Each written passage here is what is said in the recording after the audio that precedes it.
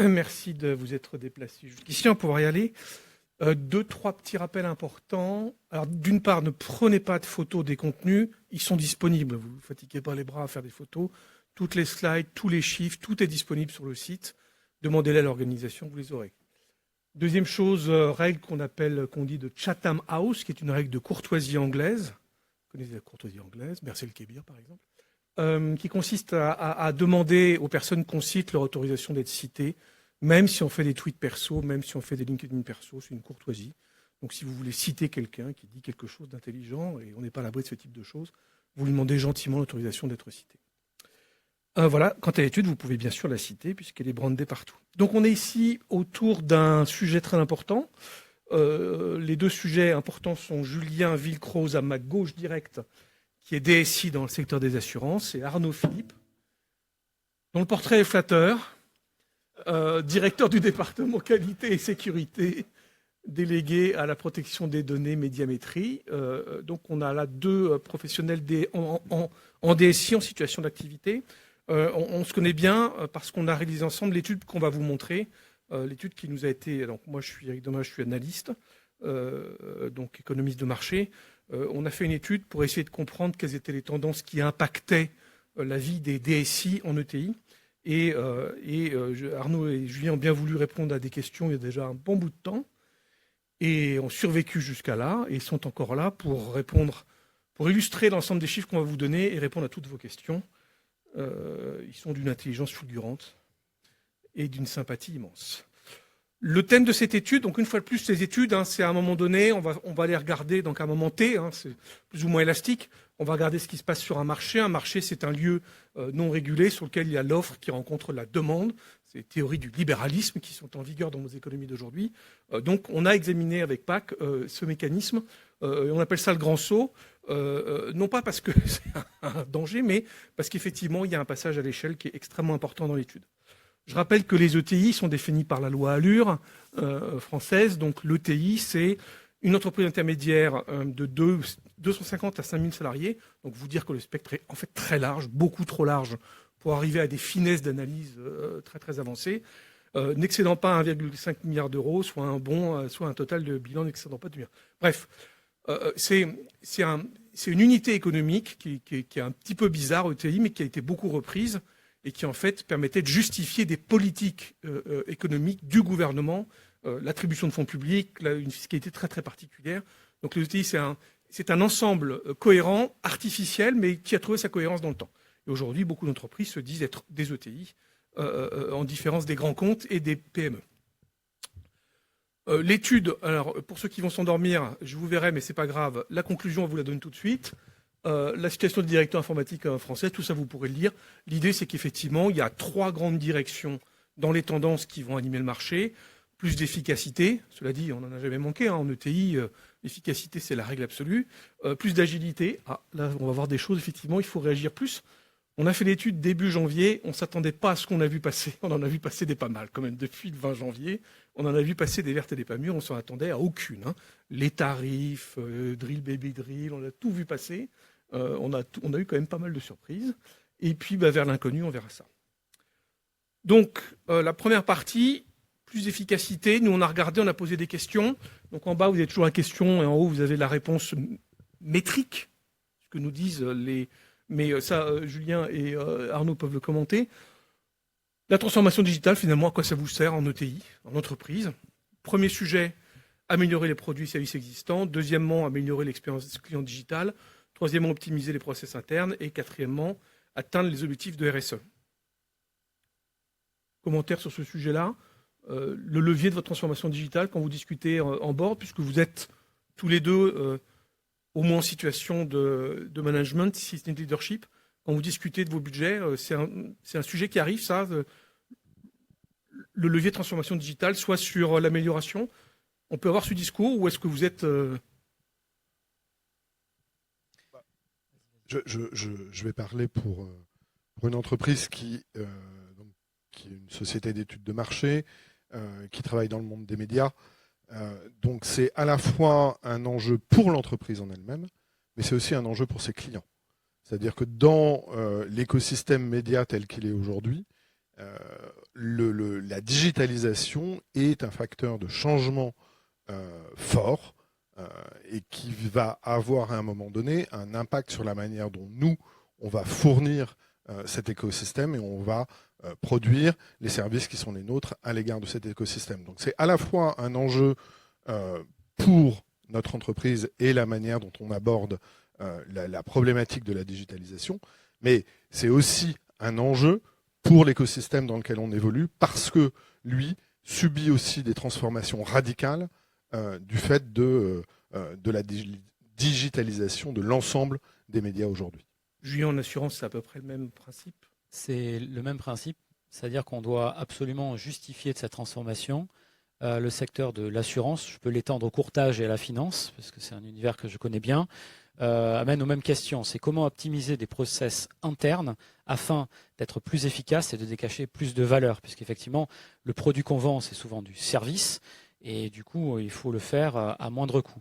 C'est là où, en fait, le levier de la transformation digitale peut amener justement à faire évoluer l'entreprise en ce sens. Et c'est absolument une corde sensible que l'on doit toucher quand on discute avec le board. Oui. Il y a une chose qui n'apparaît pas du tout ici, c'est le côté irrémédiable.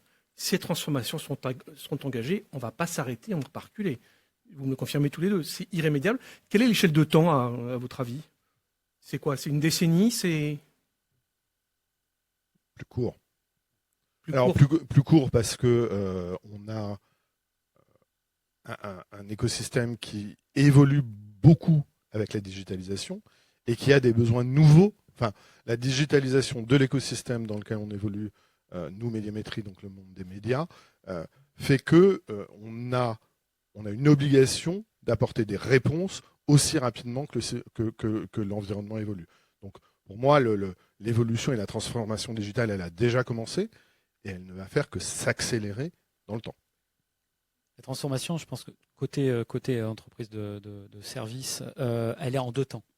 Et on a assisté à beaucoup d'entreprises qui ont surinvesti sur la partie client, la partie digitale visible, comment je fais pour toucher tout le monde avec le smartphone ou autre, au détriment des opérationnels en arrière-plan, ce qui fait que du coup on se retrouve avec parfois des choix de ne pas répondre à certains appels d'offres parce que c'est pas rentable pour l'entreprise tout simplement. Et donc je pense qu'elle est en deux temps. On a eu une accélération des investissements pour une digitalisation à outrance côté client. Et aujourd'hui on s'aperçoit qu'en fait la transformation elle doit encore aller plus loin. On s'est arrêté au milieu. Et là, effectivement, l'échelle de temps doit être un peu plus courte parce que là, on court après le temps. Il faut impérativement cibler le reste de la chaîne. Alors, j'ai encore une question. Je suis désolé, moi, j'ai tout le temps les questions. Je ne comprends pas grand-chose, donc il faut qu'on me le répète souvent. On voit bien qu'en quatrième arrive atteindre les objectifs de RSE. Mais ce matin, on en parlait avec Arnaud, avec qui on a pris le café. On avait un petit meet-up ce matin, très intéressant avec d'autres DSI. Le sujet des RSE, il a quand même pris 2 vilaines cartouches depuis le 20 janvier. Il a pris le drill, baby drill, c'est-à-dire on s'en fout, on creuse. Et l'autre qui est un peu sournois, qui est la disparition des ZFE, qui tombent les ZFE par action judiciaire contre le principe d'équité qui prévaut dans toute loi. Et est-ce que c'est pas un objectif, le RSE, qui est en train de baisser? Est-ce qu'on n'est pas en train de baisser la garde sur le RSE? Je vais te faire la même réponse que ce matin. N'hésitez pas là. Ouais, on peut voir une tendance cette tendance à une garde qui se baisse un peu dans les engagements RSE. Maintenant, encore une fois, ça dépend de la volonté managériale de l'entreprise et du positionnement qu'elle veut avoir sur son marché. Ça dépend aussi de ses parties prenantes, de ses clients, de ses actionnaires, qui peuvent, eux, continuer à avoir des ambitions RSE pour l'entité en question. De ton côté, Julien, est-ce qu'on voit un petit... des coups de canif dans le contrat RSE ou est-ce que ça continue, c'est parti pour longtemps aussi? Alors, étant donné qu'il s'agit d'un milieu de service, forcément on parle de clients derrière, et quand ces clients sont des grands comptes, ils sont assujettis à des normes, à des réglementations, et pour pouvoir décrocher certains marchés, on est obligé d'afficher un certain niveau d'engagement RSE. Et je dirais qu'à ce titre-là, ça motive les entreprises à investir et à prendre une partie de cette transformation digitale pour vérifier tout ce qui va être supply chain, sur faire en sorte qu'on automatise la vérification du niveau des fournisseurs et ainsi de suite. À la fin, on arrive du coup à prendre en compte cette problématique RSE, mais elle arrive forcément par le biais des clients ou du marché dans lequel on se trouve. Pression client. Et on en parlait ce matin aussi, sujet de la marque employeur et de donner du sens à l'entreprise. On ne peut pas non plus esquinter le projet RSE au risque de détourner des talents ou de ne pas pouvoir les conserver parce qu'on s'y tiendrait pas tout à fait conformément. Je vais vous laisser boire de l'eau fraîche de Monaco, c'est la meilleure du monde. Pendant que je passe, parce que vous allez parler longtemps, je vais passer au prochain sujet. Le sujet de l'IAGEN. On se posait la question de savoir si on vous posait la question et on ne s'est pas posé la question de savoir que si on ne posait pas la question, vous la poseriez. Ce qui veut dire que l'IAGEN, phénomène qu'on a vu s'accélérer, la question est quelles sont les raisons de votre intérêt pour l'IAGEN. Vous verrez après qu'on a fait une autre question, c'est qu'est-ce que vous faites de l'IAGEN. Vous verrez que la réponse n'est pas du tout la même. Pourquoi vous y intéressez? Je mets de côté les sujets Shadow AI, tous ces trucs-là. En tout cas, vous nous répondez pour la plupart, améliorer la productivité et automatiser les tâches, stimuler la créativité et l'innovation, ça c'est un joli mensonge, créer des nouveaux modèles de business et de nouveaux revenus et gagner en compétitivité. Et en différenciation M. Pourquoi M? Je ne sais pas pourquoi, il y a une faute dans le slide où ça ne passe pas. Ce qu'on remarque, c'est que chez les ETI, contrairement aux grands comptes, il y a tout de suite un point de vue business sur l'IAGEN. Soit ça me rapporte quelque chose, soit je le mets en fin de sujet. Et c'est pareil pour toutes les technos qu'on peut examiner en ETI, et c'est ça qui va permettre de déterminer un comportement d'ETI, c'est de dire effectivement, on contribue à l'efficacité au projet d'entreprise ou sinon on ne sert à rien. Vous allez me dire, oui, c'est un réflexe d'épicier. Bah oui, on a parfois un réflexe d'épicier. Chez toi, Arnaud, comment ça se passe l'IAGEN? Juste l'approche, hein. On verra après la réalisation, puisqu'on a des chiffres qui nous permettent d'avoir une petite idée de ce qui se passe réellement. Juste après. Alors très concrètement, nous, ce qu'on a mis en place aujourd'hui sur l'IA générative, ce qu'on a mis en place, je vais répondre directement à la question. Pourquoi vous êtes intéressé au sujet? Alors, on s'est intéressé au sujet parce que, bien évidemment, moi je me retrouve totalement dans le schéma qui est là, hein, l'amélioration de la productivité, ça fait partie des choses qu'on a en ligne de mire quand on investit dans l'intelligence artificielle. Il se trouve que chez Médiamétrie, on a une base de travail, une matière première qui est la data, et spécialement la data que nous fournissent les gens qu'on interroge en interview, donc qui répondent à des questionnaires, ou des gens qui sont panélistes, donc qui vont nous envoyer régulièrement de la data pour construire les produits qu'on va fournir aux clients. Et donc il y a un enjeu de données personnelles et de privacy qui est primordial chez nous. Et donc on a bien en ligne de mire cette amélioration de la productivité, mais on a aussi une prudence au regard des enjeux privacy et de la protection de la vie privée des individus avec lesquels on travaille, parce que ce lien de confiance qu'on crée avec les individus qui nous fournissent des informations, c'est quelque chose qui est primordial et qu'on ne peut pas rompre, au risque de mettre la clé sous la porte. Hein. Donc on a une prudence, donc on a aujourd'hui un comité délégué à l'IA qui mène un certain nombre de phases exploratoires et d'études d'opportunité pour voir comment on peut s'approprier cet outil, ce qu'on peut en faire et ce qu'on peut y gagner, et puis d'appréhender petit à petit cette nouveauté. On ne fonce pas tête baissée, on ne peut pas foncer tête baissée parce que il y a ces enjeux de sécurité, d'intégrité de l'information, de privacy qui sont pour nous primordiaux. Julien ?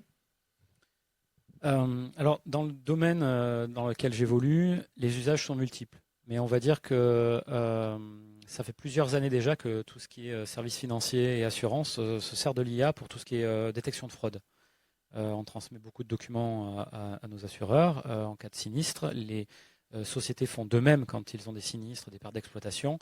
Et c'est là qu'intervient l'IA pour être beaucoup plus efficace dans l'étude de ces masses de documents. D'ailleurs, c'est né à la fin du Covid quand tous les restaurateurs ont envoyé des centaines de pertes d'exploitation à leurs assureurs. C'est là qu'il y a eu un problème, goulot d'étranglement pour être indemnisé. Donc du coup, l'IA a commencé à être utilisée. Les agents, c'est beaucoup utilisé par les assureurs depuis des années qui ont investi pour pouvoir... C'est pas forcément de l'IAGEN. Hein, c'est pas forcément de l'IAGEN, c'est ça. Et c'est là où j'allais y venir. C'est que l'IAGEN, en fait, quand vous êtes sur des transactions qui peuvent être des rapports d'expertise en judiciaire ou des rapports de courtage, l'IAGEN, si on se prend une hallucination à 5% sur un dossier d'expertise, c'est moyen quand même. Donc, du coup, Généralement, l'IA gène peut améliorer, optimiser des process internes, faciliter certaines choses. Mais pour reprendre la formule que tu dis tout à l'heure, beaucoup de TI se posent la question de dire attention, je suis sous LBO, c'est-à-dire que j'ai l'entreprise pour à peu près 3 ans.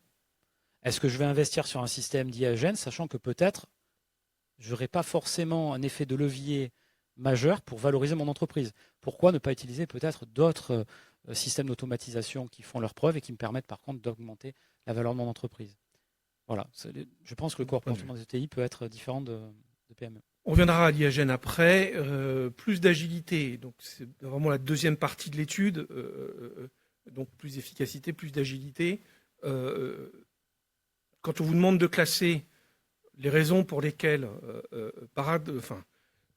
classer par ordre d'importance les effets des demandes de vos clients, du contexte économique ou des nouvelles règles. Le premier sujet, c'est le meilleur contrôle des données, avec tout ce qu'on vient d'entendre sur la valeur des données. Le deuxième, c'est des technologies locales. C'est le grand paradoxe à la française. Depuis 25 ans que je fais des études, il y a deux sujets qui arrivent toujours en tête. La sécurité, numéro 1 dans mon budget, ce qui est faux, mais vous ne pouvez pas répondre autrement, forcément, vous n'avez pas envie de répondre autrement. Et deuxièmement, je veux des technologies locales et souveraines, et elles ne sont pas consommées. Vous avez vu l'étude du SIGREF par le cabinet Astares qui dit que 82% des solutions IT consommées en Europe sont basées aux États-Unis. Donc on ne peut pas dire qu'on veut du local et avoir des chiffres pareils. C'est strictement impossible. Mais la France adore les paradoxes. Elle vit très bien dans ces paradoxes, entre autres celui-là. Il y a d'autres pays moins latins qui sont plus gênés par le système. Donner donc priorité à l'écologie et à la durabilité, ça on l'a vu. Et puis arrêter des projets IT quand les conditions économiques deviennent incertaines. C'est là-dessus que je voulais arriver. Est-ce que vous stoppez des projets dans ces contextes-là? Est-ce que vous arrivez d'arrêter un projet, voire de dire non, parce que soit c'est trop incertain, soit économiquement parlant, c'est devenu franchement dangereux? Arnaud, ça peut arriver, ça, ce genre de choses? Ouais, alors on travaille sur études d'opportunité, études de faisabilité avant de lancer le projet. Toujours, oui. On arrive souvent à l'arrêt du projet après l'étude d'opportunité. Il est assez rare, en tout cas dans nos métiers, que en pleine étude de faisabilité, on fasse un stop projet. Moi, ce qui est très intéressant dans cet esprit d'agilité, c'est le time to market. C'est comment est-ce qu'à un moment donné, on arrive avec des méthodes de travail un peu innovantes, un peu smart, à être au rendez-vous des besoins des clients. C'est la méthode d'Agile IT ou c'est autre chose? C'est à la fois la méthode d'Agile IT et puis c'est un mindset quand même, l'agilité. C'est un mindset qui est la manière dont on conduit les affaires de l'entreprise et la manière dont on pense cette conduite. Ça, c'est super important. Julien, de ton côté, contexte économique qui pressurerait trop ou un autre paramètre que tu veux commenter? Alors, côté finance et assurance, le contexte géopolitique, oui, il y a un peu des impacts. Et oui, c'est déjà arrivé qu'après l'étude d'opportunité, tous les voyants sont ouverts. Mais finalement, en fait, 3 mois après, une situation fait qu'on est obligé d'arrêter le projet ou le mettre en stand-by. Et là, du coup, il faut avoir, je dirais, une flexibilité, une agilité, tant au niveau du portefeuille qu'au niveau de la gestion d'entreprise, parce que ça veut dire que c'est du change qu'on arrête en plein milieu, des équipes métiers qu'on a mobilisées pour un changement, on est obligé de changer son fusil d'épaule. Et ça devient une contrainte que le DSI doit intégrer comme un risque dans son planning. Ouais. C'est là on se rend compte que les DSI, que les financiers ont oublié dans le mot PNL, un profit on losses, ils ont toujours oublié. Pourtant, c'est marqué dans le titre du chapitre, mais ils l'ont toujours oublié. Les impacts des annonces tarifaires américaines, les allers-retours, tout ça, ça vous a impacté éventuellement, ces types de choses? Pas encore. Oui, puisque c'est pas appliqué en plus. Donc, pas encore, mais il est évident qu'on a un œil sur ce qui se passe outre-Atlantique. Et plus qu'avant. Ouais, plus qu'avant. En tout cas, avec beaucoup plus d'inquiétude qu'avant. On a toujours eu un œil sur ce qui se passait outre-Atlantique parce que il se passe toujours beaucoup de choses intéressantes outre-Atlantique, mais là, on peut avoir un regard un peu plus, si ce n'est inquiet, du moins dubitatif. Quand on parlait de cette étude en somme, tu me disais, on a aussi en France, on avait à l'époque une incertitude politique avec un gouvernement qui ne tenait pas très longtemps. Et tu me disais que ça, c'était très impactant. Il y a des projets de loi structurants pour ton écosystème et qui effectivement passaient pas. Je sais pas où Alors on est. oui, on est dans un écosystème qui est mouvant, hein. Nous, on a subi de plein fouet l'arrêt d'un certain nombre de chaînes de la TNT, la décision d'un grand groupe de retirer un certain nombre de ces chaînes de la TNT. Donc tout ça a eu des conséquences sur la manière dont on travaille avec cet écosystème. Tout ça a eu des conséquences sur notre chiffre d'affaires. Donc in fine, à un moment donné, aussi sur notre capacité à investir.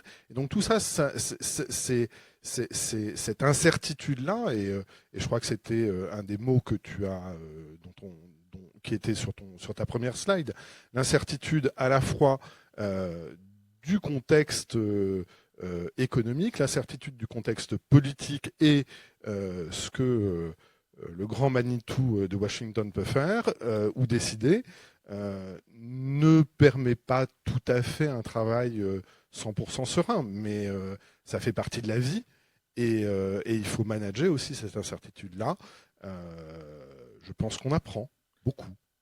Avec l'homme de... Non, on peut pas le dire. L'homme de Bétarab. Non, c'est pas ça. Julien, de ton côté, les incertitudes politiques, surprise, pas surprise et réaction? Alors, il n'y a pas forcément de surprise parce qu'on a déjà eu des aléas de ce style. Par contre, là, l'ampleur et l'intensité font que ça effraie certains milieux financiers et donc ça a forcément des impacts. On a vécu des impacts l'an dernier déjà avec des augmentations tarifaires venant de produits outre-Atlantique. Un plus 40% chez Microsoft, c'est toujours plaisir quand on n'est pas forcément préparé. Mais c'est surtout de voir aussi la mouvance où il y a des technologies françaises, européennes qui ont été rachetées par des Américains.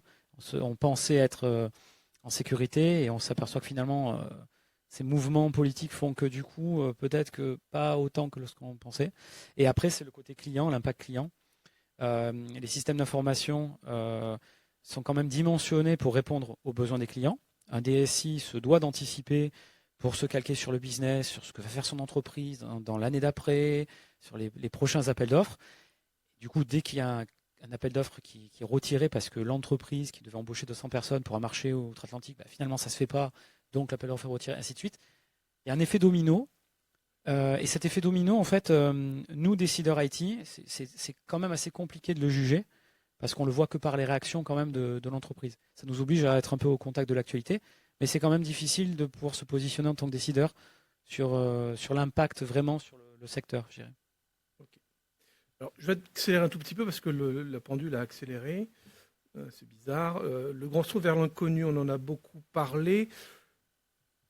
Question stupide, qu'est-ce qui est le plus incertain pour vous aujourd'hui? Pour toi, Arnaud, qu'est-ce qui est le plus incertain? Puisqu'on parle de grand saut vers l'inconnu, on va rebaptiser l'inconnu en incertain. C'est une question de bac de philo 86, vous avez 2 heures. Qu'est-ce qui est le plus incertain pour toi dans les 12 prochains mois qui viennent et voire le plus incontrôlable dans ton univers, dans ton écosystème, si on applique la règle à l'investissement IT? Vous l'avez compris, la réponse n'est pas forcément évidente, mais je vais essayer de vous en faire une. Ce qui est le plus incertain, en fait, c'est l'environnement, l'évolution de l'environnement média.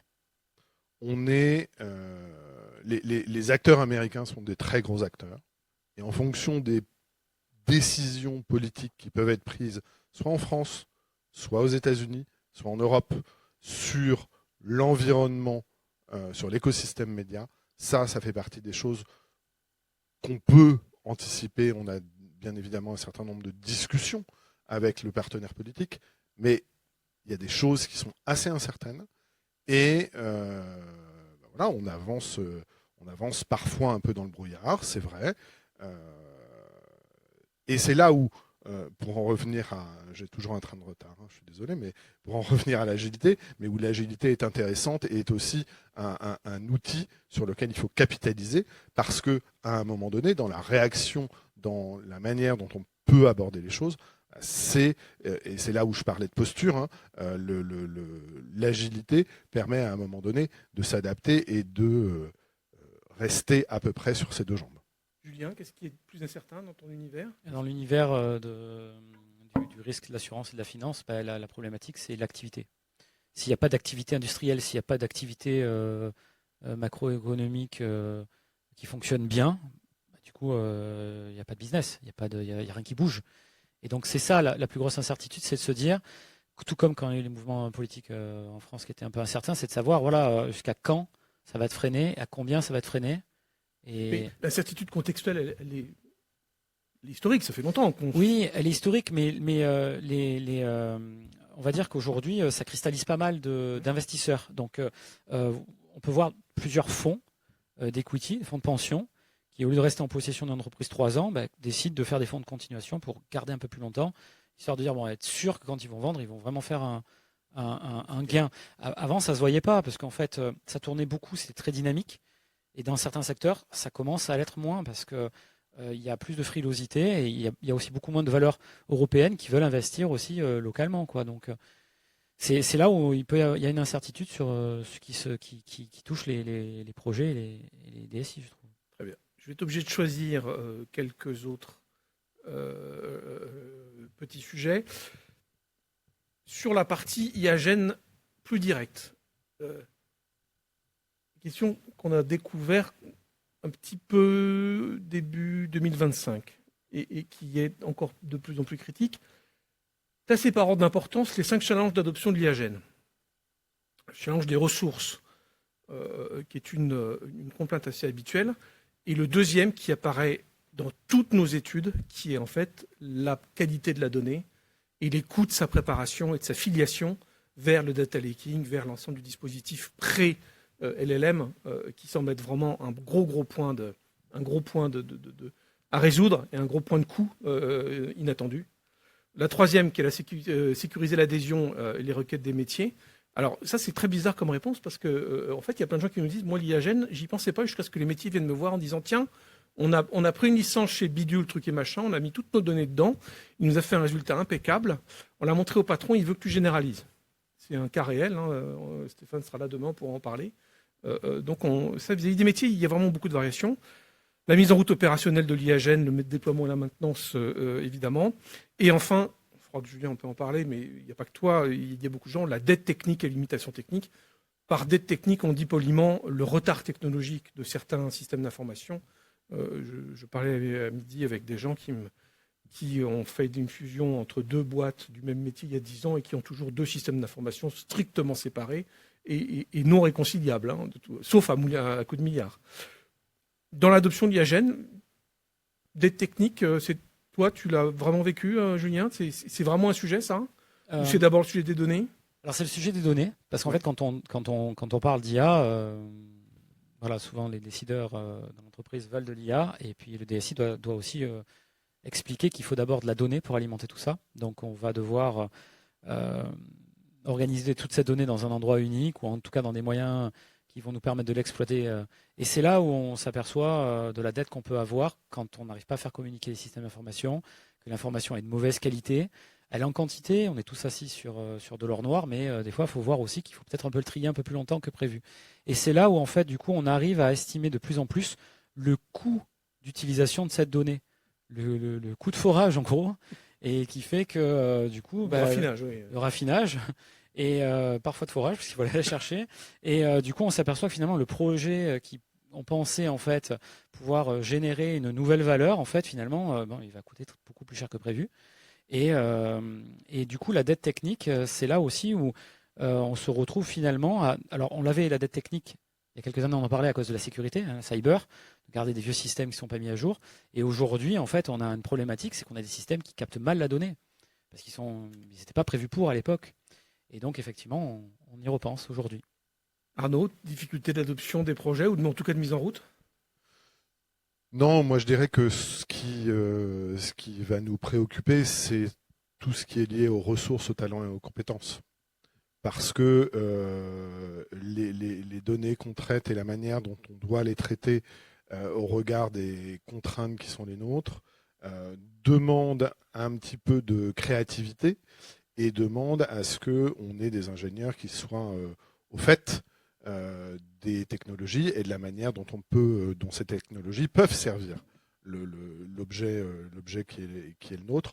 Donc oui, les compétences et les talents, c'est un vrai enjeu. Alors c'est un vrai enjeu auquel nous, on va répondre en partie par des recrutements, mais auquel on va répondre aussi beaucoup avec de la formation. Parce que bien évidemment, la majorité de notre compétence et notre métier de base, c'est la statistique. Donc on a quand même des gens qui sont déjà bien capés sur le travail des chiffres et la manière dont on peut aborder ce type de problématique et pour qui c'est assez facile de rentrer dans le modèle. Néanmoins, il faut franchir une marche et il faut accompagner ces collaborateurs-là. C'est aussi leur employabilité de demain. Il faut les accompagner dans le franchissement de cette petite barrière à sauter pour travailler et continuer à proposer et à avoir cette capacité à créer de nouveaux produits et de nouveaux services. On a ces sujets de chasse aux talents et de maintien des talents aussi, comme partout. Ouais, comme partout. Enfin, comme en cyber. Oui, bien sûr. En comptabilité, moi. Bon. C'était une blague. Très bien. Dans un certain nombre de chiffres sur lesquels on ne vous a pas interrogé directement, dans les constats que nous on fait, puisqu'on fait à peu près, on passe de 5 à 7 000 questionnaires par an, donc au-delà de cette étude, on avait quand même pas mal de choses. On a regardé ce qu'on appelle les stop and go, c'est-à-dire quels sont les projets qui resteront priorisés quoi qu'il arrive. Donc ça, c'est assez classique, la cyber, comme je vous disais, c'est le plus grand mensonge. Quand vous faites une étude de marché et que vous demandez au DSI quel est le sujet numéro 1, ils répondent la cyber, sinon ils ne sont pas DSI. Donc ça, ça les empêche de dormir. Je les vois pas beaucoup en train de rétrocéder le sujet, mais ils répondent toujours ça. Ça, c'est des sujets qui sont réputés importants. Le plus intéressant, c'est à droite, quels sont les sujets sur lesquels vous avez mis un ticket abandon possible, c'est-à-dire un arbitrage possible. Et là, on voit le sujet IoT. C'est assez bizarre de dire que le sujet IoT, il peut être sacrifié au non budgétaire, mais parce qu'en fait, c'est une verticale qui est assez étroite, qui va conclure le retail et l'industrie, donc qui n'est pas générale à tous les ETI, même s'il y a beaucoup d'ETI. Donc, je ne pense pas que les projets IoT soient sacrifiés. La modernisation des applis et développement interne, ça, apparemment, c'est le truc qui saute en deuxième. Le digital workplace, je suis désolé pour les amateurs de digital workplace, mais ça a l'air d'être le sujet qui est le plus arbitré dans le sens de l'abandon des projets. Donc, tout ce qui est consolidation, workplace, télétravail augmenté. Et enfin, et alors c'est assez marrant, le sujet IA générative. Et pour la première fois, on voit apparaître le ticket abandon sur le sujet IA générative. C'est-à-dire qu'en fait, jusqu'à les entreprises disaient non, surtout pas, je ne veux pas abandonner le projet. Et maintenant, aujourd'hui, on sait que dans la poche des DSI, quand on leur demande de réduire les budgets, le ticket IA gène peut sortir. Une fois de plus, on a un sujet vertical, ce n'est pas pour tout le monde. Mais il y a des gens qui sont capables d'abandonner les projets d'IAGEN. Ma conviction, c'est qu'on a survendu l'IA. Et qu'il y a des gens qui se sont projetés en se disant l'année prochaine, c'est rentable. Non. C'est un changement fondamental dans la manière dont on aborde les problématiques. C'est une aide, et c'est une vraie opportunité, mais c'est un investissement sur le long terme. Et je pense qu'on a beaucoup parlé d'IA comme quelque chose qui était facile et qui pouvait avoir un retour sur investissement rapide. Ça n'est pas le cas. Et je suis surpris de le voir en 4e position, mais en même temps, je pense que certains se sont un petit peu leurrés sur la rentabilité que pouvait avoir cet outil-là. La foi en ces choses étant communicative et contagieuse, ils en ont leurré quelques-uns avec eux. Julien, un commentaire sur ces tickets possibles d'abandon? Alors, comme tu vois, la cyber n'est pas dedans du tout. Tu vois, là, par contre, le sujet cyber est jamais dans la boutique. Je suis d'accord avec toi. La perception, de toute façon, si tu parles pas de cyber à tes actionnaires quand tu fais ton récap, on te dit, écoute, tu as oublié un grand pan de ton métier. Non, en fait, voilà, donc c'est régalien. Par contre, effectivement, là aussi, je peux pas me prononcer. Digital Workplace, on l'a abandonné il y a presque 5 ans, je crois.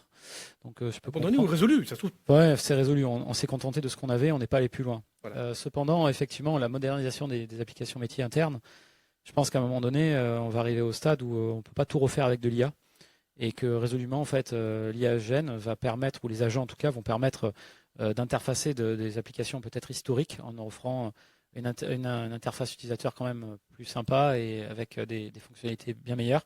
Et je pense que du coup, c'est une erreur de penser qu'on peut tout externaliser parce que ça coûte très cher l'IA Gen. On le sait, hein, pour ceux qui ont lancé, hein, c'est à coup de conseils, d'acculturation du COMEX, et on fait des POC. Et à la fin, quand on fait la somme, on dit si j'avais investi ça depuis le début, j'aurais déjà un projet.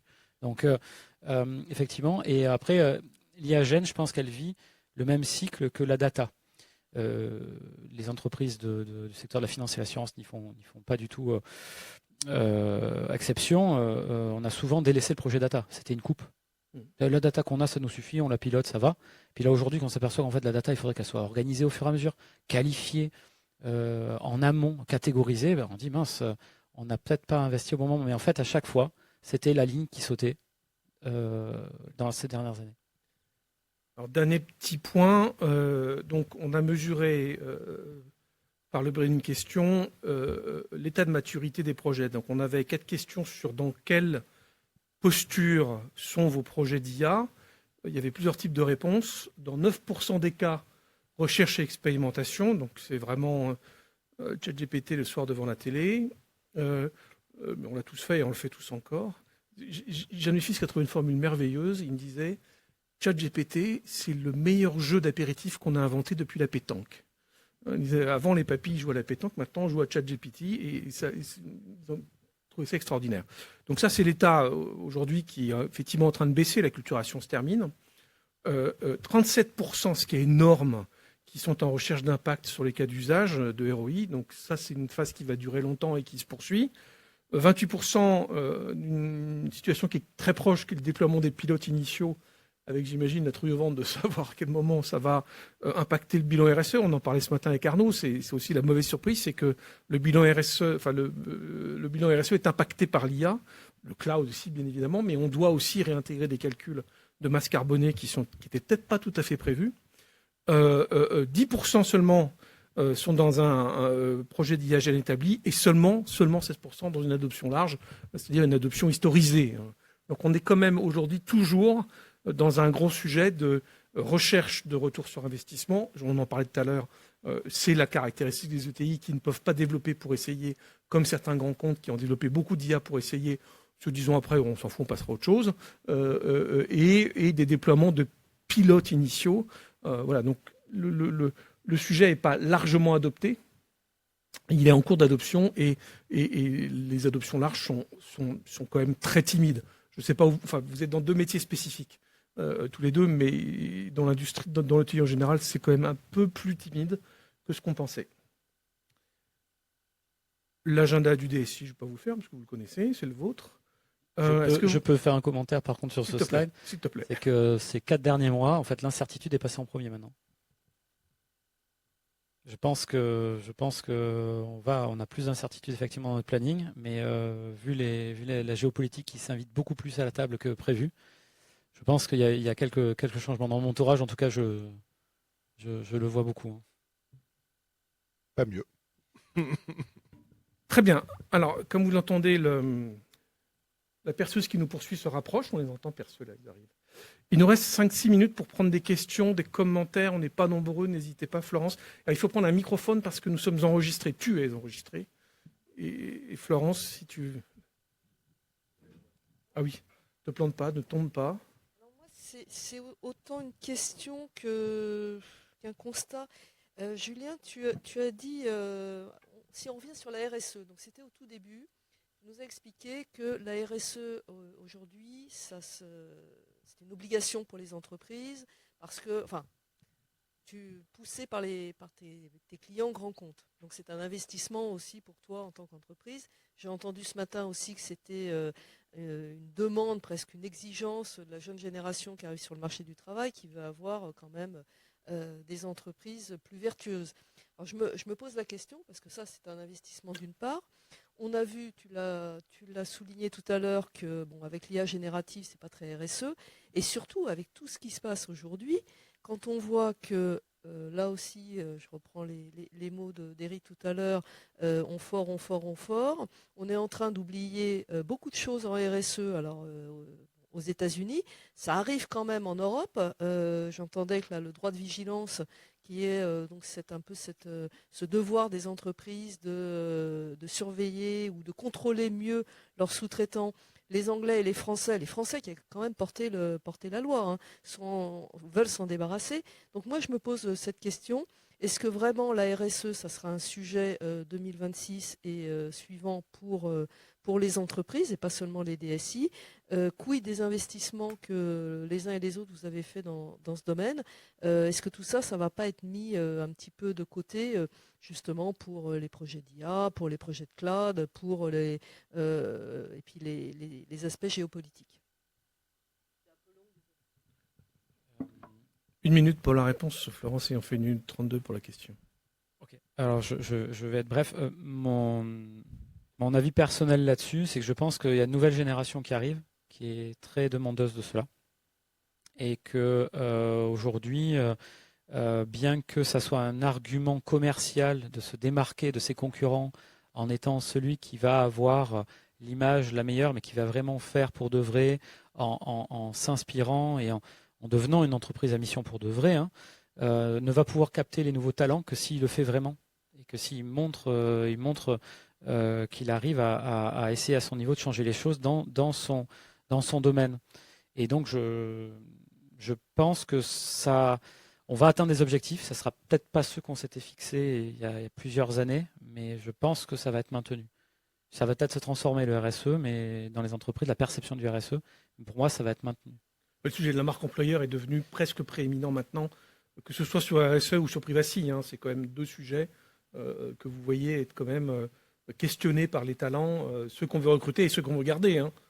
C'est quand même, Oui, ceux qu'on recrute demandent d'ailleurs, en plus de savoir quel rythme de travail ils vont être, quelles sont les actions d'entreprise. Donc, l'un dans l'autre, on doit devoir le maintenir. Enfin, c'est mon avis en tout cas dans le secteur. Chez nous, ça va être maintenu, c'est sûr, parce qu'il y a une ambition managériale. Elle doit aller au bout, donc on va continuer à investir sur le sujet. Ça va être une vraie question d'arbitrage. Et donc, je pense poser au comité de direction dans son ensemble, c'est comment est-ce qu'on arrive à faire les bons choix pour à la fois répondre aux besoins de nos clients et maintenir notre politique et nos engagements RSE. Notre ambition, comment est-ce qu'on la garde? Comment est-ce qu'on fait pour faire en sorte que les objectifs qu'on s'est fixés soient tenus tout en répondant aux besoins du marché? Et ça, de la maturité d'un... C'est un vrai challenge, mais je trouve que c'est un challenge, pour le coup, vraiment très intéressant. Et là encore, je reviens. L'agilité nous Dernier petit commentaire dans la salle. On est un peu hors temps, mais comme vous voyez, les micros s'arrêtent tout seuls. Et on a rendez-vous à 18h. Commentaire, discussion dans la salle. Arnaud et Julien, vous êtes disponibles en ce moment pour engager sur les sujets. Et enfin, Michel est épouvantable. Petit commentaire, petite discussion. Donc l'étude est disponible, je crois, quelque part sur le site du RFIT, quelque part. Donc l'étude, vous pouvez la réutiliser en interne. Merci à tous. Merci bien.